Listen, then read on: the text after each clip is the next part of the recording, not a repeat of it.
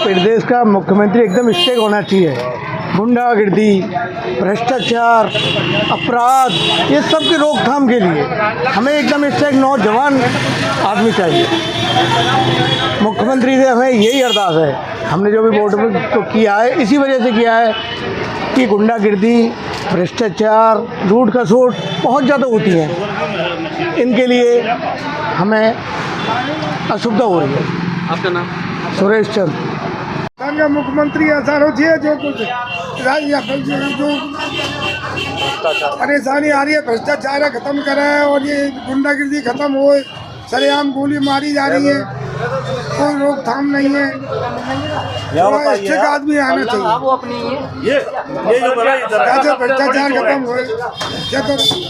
क्या नाम है आपका? मेरा नाम पूरन चंद गुप्ता। अदालत के अंदर सारे देखता रहता हूँ कि आज यही नहीं सभी जगह ये देखने में आ रहा है कि अदालतों में भी हमें भी बड़ी असुरक्षा का माहौल देखने को मिलता है।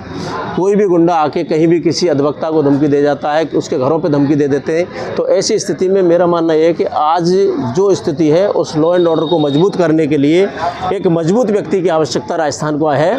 और वो मजबूत व्यक्ति, क्योंकि संगठन निर्णय करते हैं, पार्टियाँ निर्णय करती हैं, लेकिन जनता की आवाज़ को भी ध्यान में रखते हुए, जैसा कि आज राजस्थान में जो लोग मांग कर रहे हैं वो किसी से छुपी नहीं है, उसके अनुरूप ही अगर कोई मुख्यमंत्री लाया जाता है तो जनता को बड़ा सुकून और अपने आप की सुरक्षा महसूस होगी। मैं आपके चैनल को पुनः धन्यवाद देता हूं कि आप इस जागरूकता को ऐसे ही बढ़ाते रहें। मैं यहाँ बार एसोसिएशन का पूर्व प्रेसिडेंट माधव सिंह मदेरणा हूँ। मेरी बड़ी पीड़ा है कि मैं देखता हूँ कि आए दिन यहाँ लोगों की हत्याएँ होती हैं, गैंगवार होते हैं और पुलिस प्रशासन बिल्कुल हाथ खड़े करके यहाँ देखता रहता है। ऐसी स्थिति में एक मजबूत मुख्यमंत्री की यहाँ राजस्थान को आवश्यकता है। धन्यवाद। मैं सबसे पहले आप जिस चैनल से आए हैं उसको धन्यवाद देता हूं।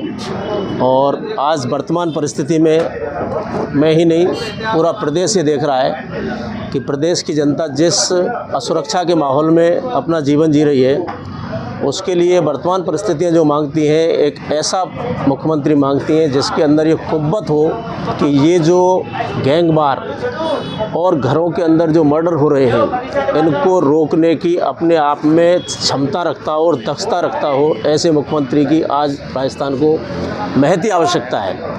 उदाहरण के लिए हम अगर देखें तो हमारा पड़ोसी राज्य उत्तर प्रदेश आज राम राज्य कहता है, जहां अथाह गुंडा और एक ऐसा माहौल जहां था कि आम आदमी को बाहर निकलने में बड़ी हिम्मत करनी पड़ती थी। बहू बेटियों की तो ये कह ही नहीं सकते थे कि बेचारी कैसे अपना जीवन जीती होंगी, लेकिन वर्तमान परिस्थितियों में राजस्थान की जनता भी उसी दंश को झेल रही है।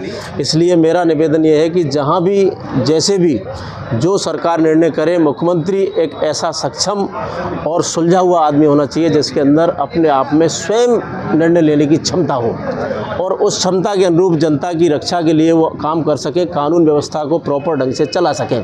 लॉ एंड ऑर्डर की आज राजस्थान के अंदर इतनी बुरी स्थिति हो रही है कि हम अपने आप को भी असुरक्षित ही महसूस करते हैं। और तो और जो अधिकारी हैं, प्रशासनिक अधिकारी हैं, उन तक पे हमले आज कोई नई बात नहीं है। एक गुंडा राज, माफिया राज ऐसा यहाँ राजस्थान के अंदर पनप चुका है। और इस 5 सालों में, पिछले 5 सालों में जो स्थिति लोगों की रही है उससे कोई अछूता नहीं रहा है। वो ऐसा नहीं है कि कोई जानता नहीं है, कहना नहीं चाहता, वो बात अलग है। बकाया मैं आपको स्पष्ट रूप से कह रहा हूँ कि आज राजस्थान को बहुत ही मजबूत मुख्यमंत्री की आवश्यकता है। जो आज सरकार इतने प्रचंड बहुमत में आई है, उनको इस विषय को भी लेकर गंभीरता से चर्चा करने के बाद ही एक प्रॉपर व्यक्ति को ही इस दायित्व को देना चाहिए, ऐसा मेरा मानना है।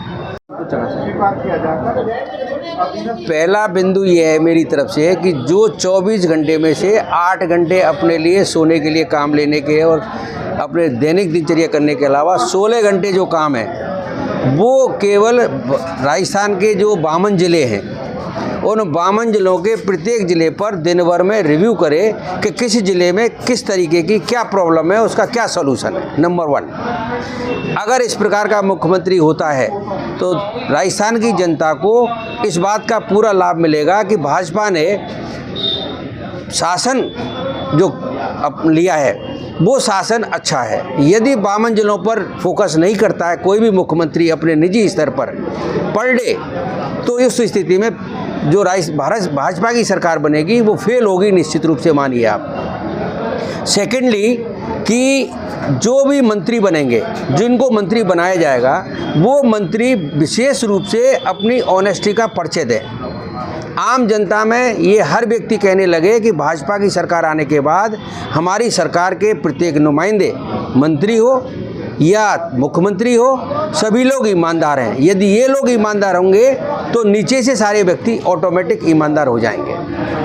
यदि वही प्रक्रिया अपनाई गई जो कांग्रेस सरकार ने अपनाई थी, कांग्रेस सरकार में प्रत्येक जिले में प्रत्येक एमएलए, प्रत्येक मंत्री, आम जनता चिल्लाती रही कि ये भ्रष्ट हैं, लूट हो रही है, लेकिन कोई सुनने वाला नहीं था। उसका कारण चाहे कुछ भी रहा हो, चाहे गहलोत सरकार ने अपनी सरकार बचाने के लिए एमएलएस को मुख्यमंत्री बना दिया अपने एमएलए विधानसभा क्षेत्र में, इसलिए वो राजनीति अगर भाजपा ने अपनाई तो भाजपा हमेशा के लिए ख़त्म हो जाएगी।